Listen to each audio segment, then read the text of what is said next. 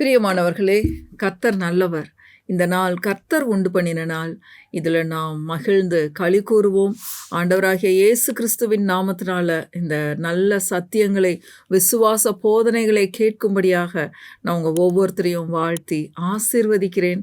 கர்த்தர் நல்லவர். இந்த காலை வேளையிலையும் சந்தோஷம், சமாதானத்தோட, ஒரு உற்சாகத்தோட கர்த்தருடைய வார்த்தைகளை கேளுங்கள். வார்த்தைகளை நம்ம கேட்கும்போதே அவருடைய வேதத்தை எடுத்துக்கொண்டு இதில் சொல்லப்படுற வார்த்தைகளை நீங்கள் கவனமாக கேட்டீங்க அப்படின்னா நிச்சயமாக இந்த வார்த்தைகள் உங்களோடு கூட பேசுகிற வார்த்தைகள், ஜீவனுள்ள வார்த்தைகள், கர்த்தருடைய சித்தம். இன்றைக்கி நிறைய பேர் நாங்கள் ஜெபிக்கிறோம், கர்த்தருடைய சித்தத்தை கேட்டுட்ருக்குறோம், 1 வாரம் 2 வாரம் ஆண்டவர் எங்களோட பேசுவார் அப்படின்னு சொல்கிறாங்க. பிரியமானவர்களே, வார்த்தையை கேட்கும்போதே இதுதான் அவருடைய சித்தம் பாருங்க.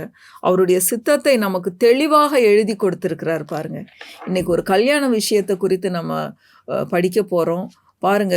ஒரு வேலைக்காரன், ஒரு உதவிக்கு இருந்த ஒரு உத்தம ஊழியக்காரனுக்கு கர்த்தர் எப்படி தம்முடைய சித்தத்தை வெளிப்படுத்தினாரு அப்படிங்கிறது இன்றைக்கு நம்ம பார்க்க போகிறோம். எல்லாருக்கும் தெரிந்த ஸ்டோரி தான். ஆபிரகாம் தன்னுடைய மகன் ஈசாக்குக்கு எங்கே போய் பொண்ணு பார்க்கணும், எப்படி பார்க்கணுங்கிற விவரத்தெல்லாம் சொல்கிறாங்க.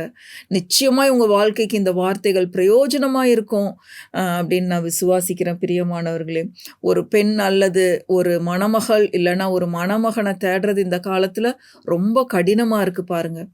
அப்போது விசுவாசம் இல்லை அப்படின்னா, கர்த்தருடைய வார்த்தை இல்லைன்னா உண்மையான ஒரு பொண்ணையோ ஒரு பையனையோ தேடுறது ரொம்ப கஷ்டம் பாருங்கள். நம்ம போய் தேடி கண்டுபிடிக்க முடியாது. ஒவ்வொருத்தருடைய உள்ளத்துக்குள்ளே இருக்கிறத நம்மளால் கண்டுபிடிக்க முடியாது பாருங்கள்.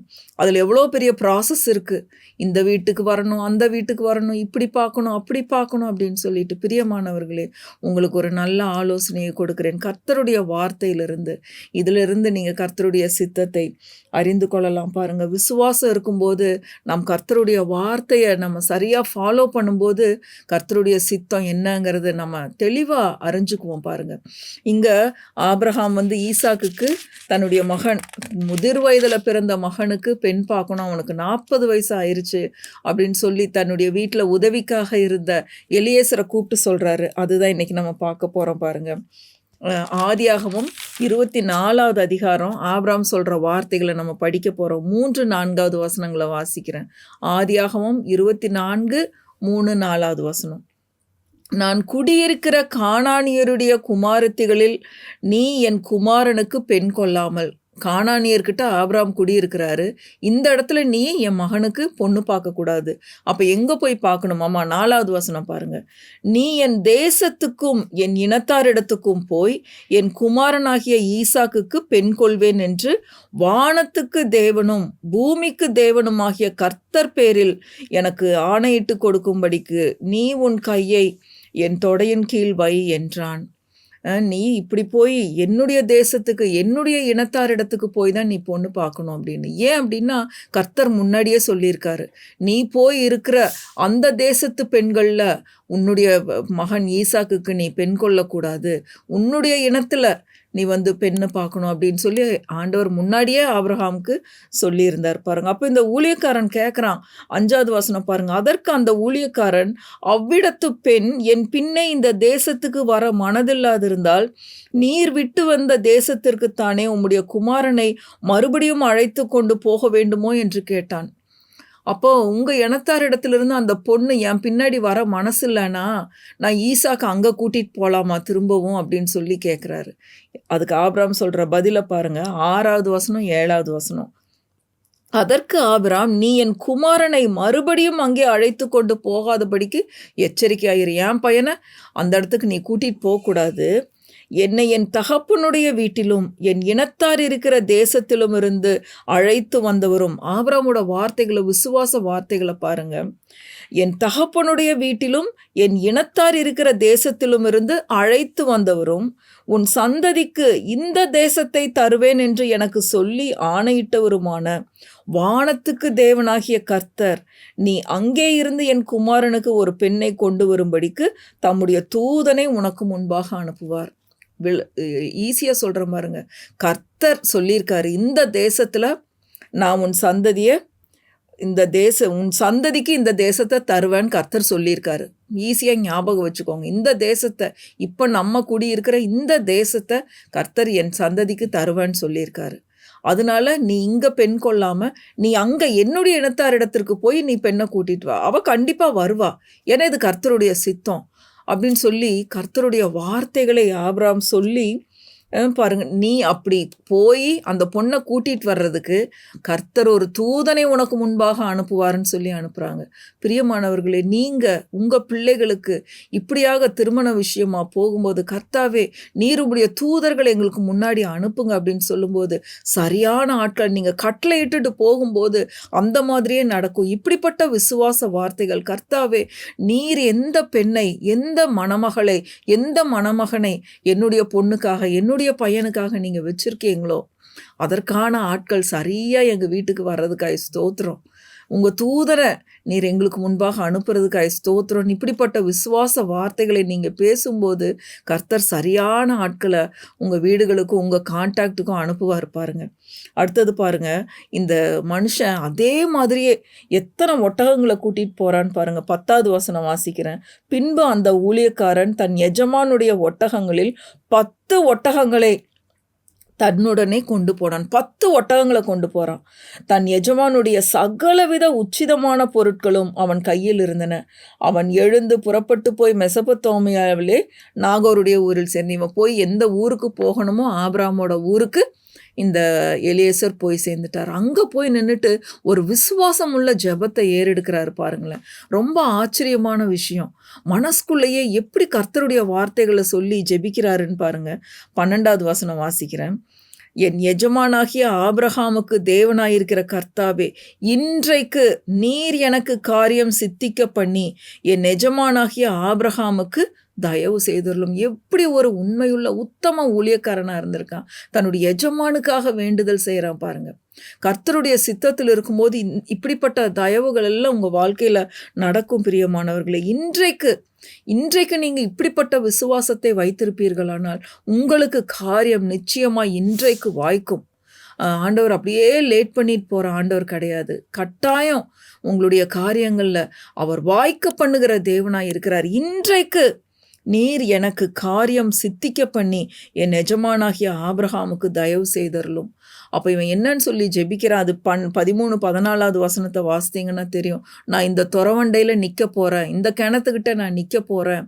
இந்த துறவில் நிற்கும்போது ஒரு பெண்ணு வரணும், வந்து நான் குடிக்க தண்ணி கொடுன்னு கேட்கும்போது அவள் எனக்கு தண்ணி எடுத்து கொடுக்கணும். அது மட்டும் இல்லாமல் நீங்களும் குடிங்க, உங்கள் ஒட்டகங்களுக்கெல்லாம் நான் தண்ணி வார்ப்பேன் அப்படின்னு சொல்லி மொண்டு கொடுக்குற பெண் யாரோ அந்த பெண் தான் என்னுடைய எஜமானுக்காக நீர் காட்டுகிற பெண் அப்படின்னு சொல்லி இந்த வேலைக்காரன் ஜெபிக்கிறான் பாருங்க. எப்படி ஒரு உண்மையும் உத்தமம் உள்ள ஊழியக்காரன். பிரியமானவர்களே, நீங்கள் கர்த்தருடைய சித்தத்தில் அவருடைய வார்த்தையில் நீங்கள் நம்பிக்கையாய் விசுவாசமாய் இருக்கும் பொழுது நீங்கள் மனசில் எப்படிப்பட்ட வார்த்தைகளை சொல்லி ஜெபிக்கிறீர்களோ அதே மாதிரியே நடக்கும் பாருங்க. உன் விசுவாசத்தின்படியே ஆக கடவுதுன்னு சொல்லி கர்த்தருடைய வார்த்தை சொல்லுது. ஐயோ, எனக்கு கர்த்தருடைய சித்தம் தெரியலைங்களே, இந்த பொண்ணு வந்துச்சு, இந்த பையன் வந்துச்சு, இந்த குடும்பம் வந்தாங்க, அந்த குடும்பம் வந்தாங்க, எனக்கு எதை சூஸ் பண்ணான்னு தெரியல, கர்த்தருடைய சித்தம் என்னன்னு தெரியல, நான் ஜெபம் பண்ணிட்டு இருக்கிறேங்க. இப்படிப்பட்ட வார்த்தைகளை நாம் பேசாதபடி இன்றைக்கு கர்த்தர் தம்முடைய தூதனை எனக்கு முன்பாக அனுப்பி இருக்கிறார். இன்றைக்கு எனக்கு காரியம் வாய்க்கும். எனக்கு குழப்பம் இருக்கிறதில்ல. கர்த்தருடைய வார்த்தை அவர் எனக்கு அனுப்பி இருக்கிறார். அவர் எனக்கான மகனை, எனக்கான மருமகளை ஆண்டவர் எனக்காக அனுப்புவார் அப்படின்னு சொல்லி நீங்கள் விசுவாச வார்த்தைகளை பேசும்போது பாருங்கள், ஒரு வேலைக்காரன் எப்படிப்பட்ட வார்த்தைகளை பேசுகிறான்னு. 14வது வசனம், 24, 14. நான் குடிக்க உன் குடத்தை சாய்க்க வேண்டும் என்று நான் சொல்லும்போது குடி என்றும் உன் ஒட்டகங்களும் குடிக்கும்படி வார்ப்பேன் என்றும் சொல்லும் பெண் எவளோ அவளே நீர் உம்முடைய ஊழியக்காரனாகிய ஈசாக்குக்கு நியமித்தவளாயிருக்கவும் என் எஜமானுக்கு அனுக்கிரகம் செய்தீர் என்று நான் அதனாலே அறியவும் செய்தருளும் என்றான். பிரியமானவர்களை, இன்றைக்கு இந்த வார்த்தைகளை கேட்டுக்கொண்டிருக்கிற உங்களுக்கு இந்த வார்த்தை தேவைன்னு சொல்லி தான் ஆண்டவர் அனுப்பிச்சிருக்காரு பாருங்க. உங்களுக்காக ஆண்டவர் நியமித்த பெண் இந்த பெண் தான். பாருங்க, என் எஜமானுக்கு அனுக்கிரகம் செய்தீர், உங்களுக்கு கர்த்தர் இந்த நாள்ல அனுக்கிரகம் செய்திருக்கிறார். இந்த நாள்ல காரியத்தை வாய்க்க பண்ணியிருக்கிறார். அது திருமணம் மட்டும் இல்ல, எந்த காரியத்துக்காக நீங்க ஜெபித்து கொண்டிருக்கிறீர்களோ அதற்காக அவர் தம்முடைய வார்த்தையை அனுப்பி கொண்டிருக்கிறார். காரியங்களை அவர் வாய்க்க பண்ணி கொண்டிருக்கிறார். வார்த்தை வரும்போதே எல்லாம் நடந்து முடிந்த மாதிரி பாருங்க, எல்லாம் ஏற்கனவே ரெடி ஆயிருச்சு. கர்த்தர் நல்லவர் பிரியமானவர்கள். இப்படிப்பட்ட விசுவாச வார்த்தைகளை, விசுவாசம் உள்ள ஜெபம் பிணியாளியை ரட்சிக்கும். விசுவாசம் உள்ள ஜெபத்தை ஏறெடுக்க வேண்டியது அவசியமா இருக்கு. இப்படி விசுவாச வார்த்தைகள் வரும்பொழுது அங்க திருமணம் பூர்ணப்படுகிறது. அந்த பொண்ணு பிடிச்சி போய் இவன் கொண்டு போன நகைகளெல்லாம் அந்த பொண்ணுக்கு போட்டு தன்னுடைய எஜமான் இருக்கிற இடத்துக்கு எலியேசர் கூட்டிட்டு வர்றாரு பாருங்க. 50வது வசனம் இன்றைக்கு நமக்கு வாக்கு தத்தம். இந்த காரியம் கர்த்தரால் வந்தது. உமக்கு நாங்கள் நலம் பொலம் ஒன்றும் சொல்லக்கூடாது. நாங்கள் எந்த வார்த்தையும் பேச மாட்டோம். கர்த்தருடைய சித்தத்தில் குழப்பமே இருக்காது. நலம் பொலம் ஒன்றுமே இருக்காது. நகைகளை குறித்த பேச்சு இருக்காது. ஜாதியை குறித்த பேச்சு இருக்காது. சொந்தக்காரங்களை குறித்த பேச்சு இருக்காது. 2 பக்கமும் சமாதானம் உண்டாயிருக்கும். பிரியமானவர்களே, இந்த நாளில் இயேசுவின் நாமத்தினால நான் உங்ககிட்ட பேசுகிறேன். உங்களுடைய எல்லா குழப்பங்களும் நீங்குது இயேசுவின் நாமத்தினால. பயம் நீங்குது இயேசுவின் நாமத்தினால. கர்த்தருடைய வார்த்தையை நீங்கள் பெற்றுக்கொள்ளும் பொழுது தேவனுடைய சித்தம் என்ன என்பது உங்களுக்கு தெளிவாய் விளங்கும். பிரியமானவர்களே, நலம் பொலம் ஒன்றும் பேசாமல் இந்த காரியம் கர்த்தரால் வந்தது, தேவன் எனக்கு கொடுத்த காரியம் இது அப்படின்னு சொல்லி நீங்கள் விசுவாசத்தோடு ஏற்றுக்கொள்ளும் பொழுது, கர்த்தருடைய வார்த்தையின்படி நான் ஏற்றுக்கொள்ளுகிறேன்னு சொல்லும் பொழுது உங்கள் வாழ்க்கை நல்லா இருக்கும். உங்கள் குடும்பம் நல்லா இருக்கும். சந்தோஷம், சமாதானத்தை அனுபவிப்பீங்க. குழப்பம் நீங்கும். தேவ சமாதானத்தை உங்கள் குடும்பங்களில் அனுபவிப்பீர்கள். பிரியமானவர்களே, இப்படிப்பட்ட விசுவாசம் உள்ள குடும்பங்களை கட்ட கர்த்தர் தாமே நம்ம ஒவ்வொருத்தருக்கும் கிருபை செய்வாராக. நல்ல பொண்ணு, நல்ல மாப்பிள்ளையை தேர்ந்தெடுக்கிற ஞானமுள்ள இருதயத்தை, விசுவாசம் உள்ள ஜெபம் உங்களுக்குள்ளிருந்து புறப்படும்படியாக கர்த்தர் தம்முடைய தூதர்களை உங்களுக்கு அனுப்பும்படியாக இந்த நாளில் நான் இயேசுவின் நாமத்தினால உங்களை வாழ்த்தி ஆசீர்வதிக்கிறேன். இந்த காரியம் கர்த்தரால் வந்தது. கர்த்தர் நல்லவர். அவரை துதியுங்கள். அவர் கிருபை என்றும் உள்ளது. ஆமென், ஆமென், ஆமென்.